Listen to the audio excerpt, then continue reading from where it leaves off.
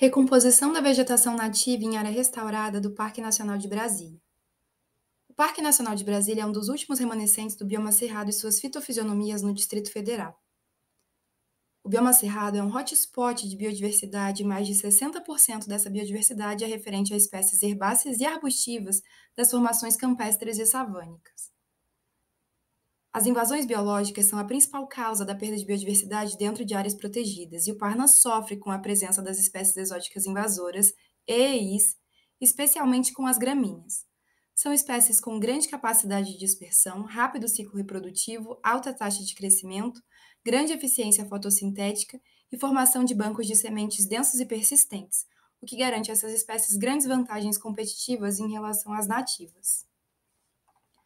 Nesse contexto, foi feita a restauração de uma área de 0,5 hectares dentro do Parna, que estava coberta por gramíneas exóticas invasoras, demarcada pelo polígono de recomposição em amarelo. A restauração da área começou na estação seca do ano 2019, com a retirada mecânica do capim-gordura, predominante no polígono de recomposição.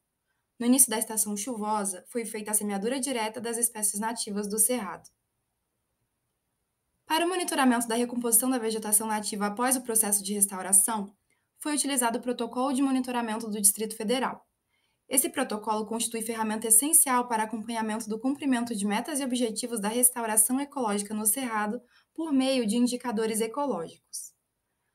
Como não foi feito um monitoramento de como a vegetação estava antes da retirada das gramíneas exóticas, foi escolhida uma área próxima com condições semelhantes ao polígono de recomposição original, para se ter uma ideia melhor das mudanças na vegetação com o processo de restauração.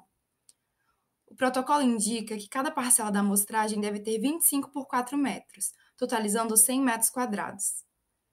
Para montar a parcela, estica-se uma trena em linha reta para analisar a cobertura de vegetação em 26 pontos de toque ao longo da linha de 25 metros. Ao longo da trena, uma vareta de 2 metros de comprimento foi posicionada a cada 1 metro e foram anotadas os tipos de cobertura de vegetação que tocam a vareta em sua extensão.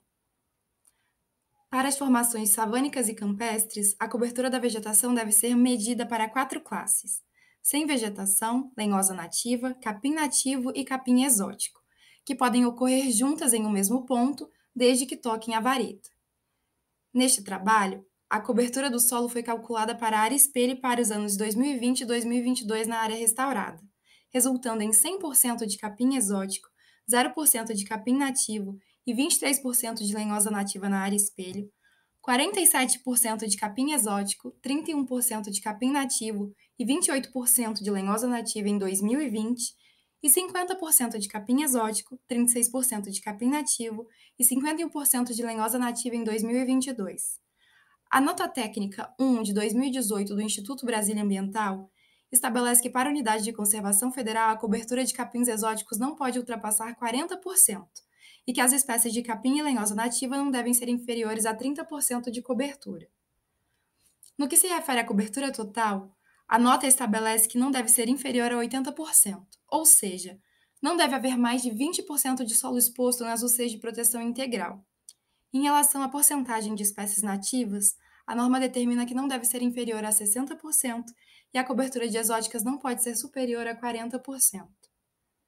A densidade de regenerantes nativos é o indicativo ecológico que busca responder quantos indivíduos regenerantes existem por hectare em uma determinada área.